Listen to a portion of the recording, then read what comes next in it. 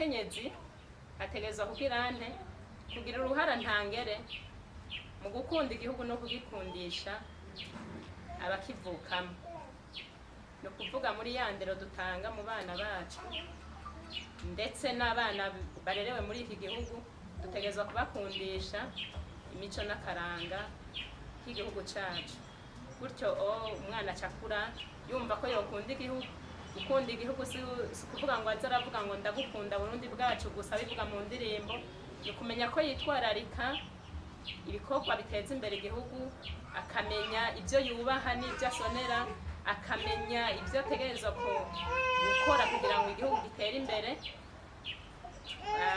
atagiye ngo avuga ati jewe baguma bambira gukunda igihugu ibikorwa by'igihugu bituma ico gihugu kiguma kigirane gisayangana giterwa amashuri.